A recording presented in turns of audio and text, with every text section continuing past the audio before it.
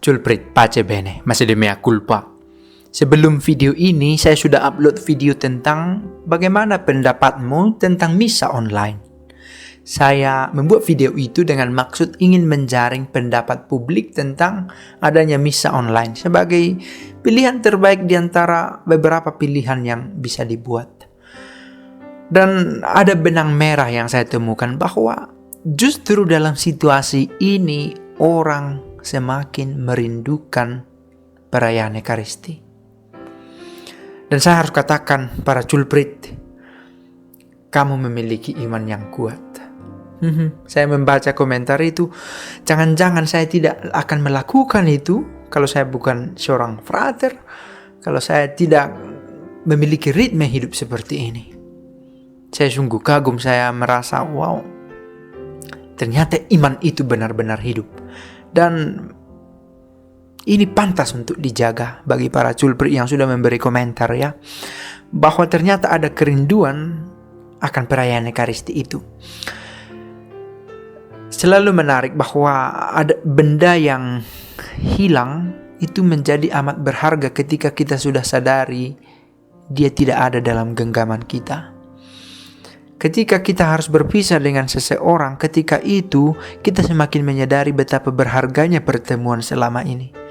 Dan sama halnya dengan Ekaristi, ketika kita berjarak dari Ekaristi ini, ketika di luar kendali kita tidak bisa menyambut ekomuni, kita semakin merasakan betapa gereja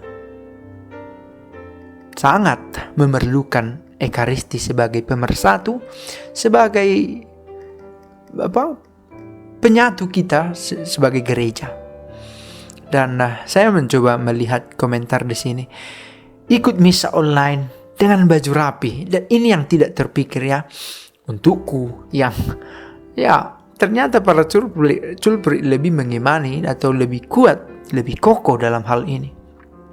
Pakai baju rapi, ada salib, ada lilin, ada gambar barangkali, buat tanda salib di awal misa dan penutup.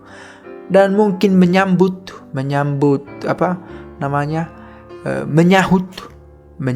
dengan kata-kata apa yang disampaikan oleh imam atau uskup dalam misa itu, Tuhan sertamu dan sertamu juga, atau oleh uskup, damai bersamamu dan bersama rohmu.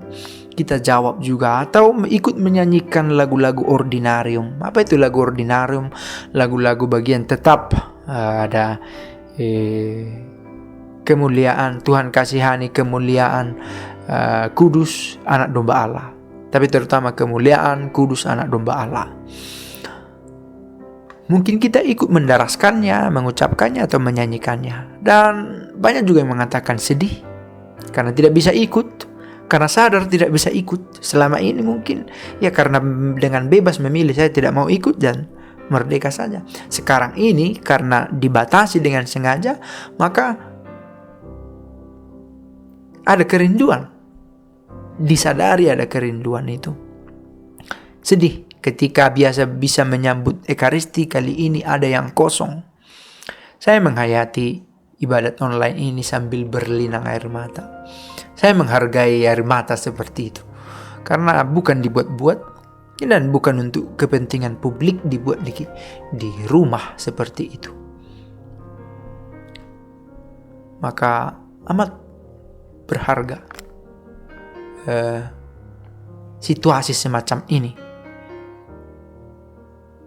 amat berharga. Kita tidak menginginkan, tetapi ada hikmah di belakang ini semua. Terasa ada yang hilang. Tetap mengikuti secara taat katanya, tapi saat selesai misa online saya menangis karena merindukan misa di gereja. Sedih sekali,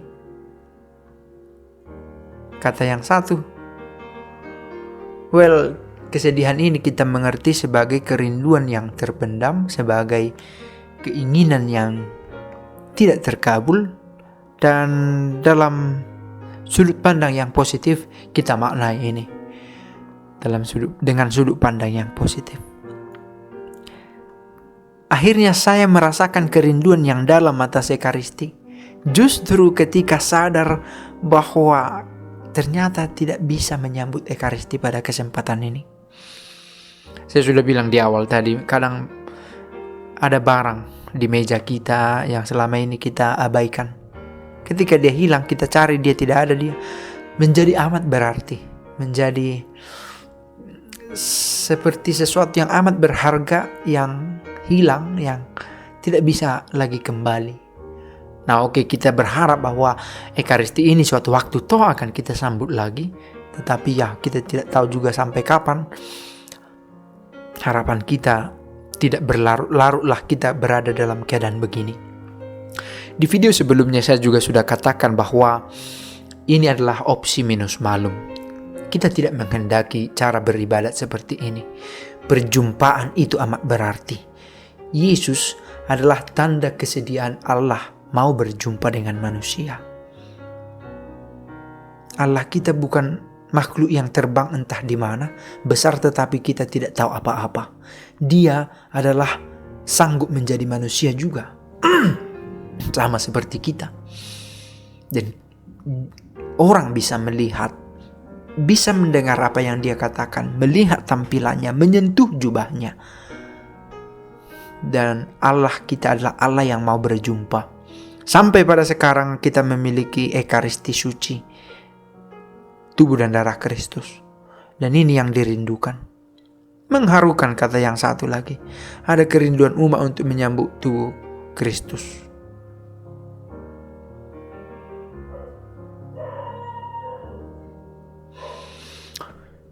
Ada yang ikut perayaan Ekaristi online ini, misa online ini sama pada Sabtu sore, ada juga pada hari Minggu pagi atau siang atau sore, macam-macam. Meskipun ada juga yang mengatakan ada distraksi atau yang memecah konsentrasi sehingga sulit fokus. Campur aduk perasaannya, ada sedihnya, ada terharunya, juga ada perasaan takut dan seram atas peristiwa yang sedang terjadi, prihatin dan tidak konsentrasi, kata orang-orang yang lain. Miris melihatnya seorang yang lain. Biasanya tiap minggu sebagai koster barangkali ya, Kak, peralatan pastor bagaimana? Kata pastor ini, kata pastor itu, jubah kami bagaimana, kata Miss Dinar. Ini dan itu, aktivitas semacam ini ternyata dirindukan. Setelah sadar, kita tidak bisa leluasa merayakannya. Ini semacam blessing in disguise, rahmat terselubung yang harus kita cari supaya bermaknalah kesulitan, tantangan yang kita hadapi.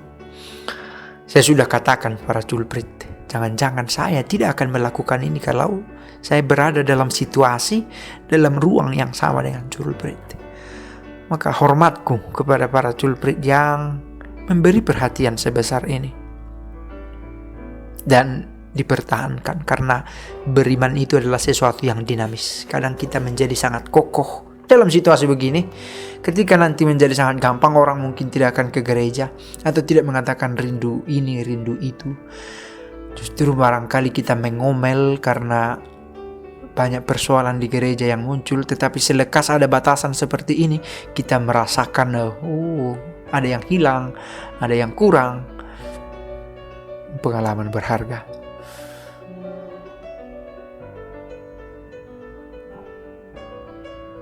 Semoga berguna video sederhana ini untuk memotivasi, barangkali menginspirasi kita tentang betapa berharganya pertemuan, betapa berharganya gereja dan komuni suci yang kita sambut dalam perayaan Ekaristi sebagai sumber dan puncak dari hidup beriman kita.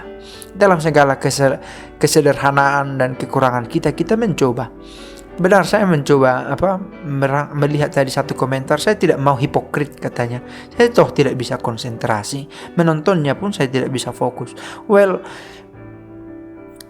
sangat wajar bila itu terjadi. Tetapi saya pikir ternyata ada juga yang sanggup memberikan hati sampai berpakaian rapi, mandi rapi sedemikian rupa, memakai baju gereja seperti biasa, berkemeja, dan ikut perayaan Ekaristi secara online.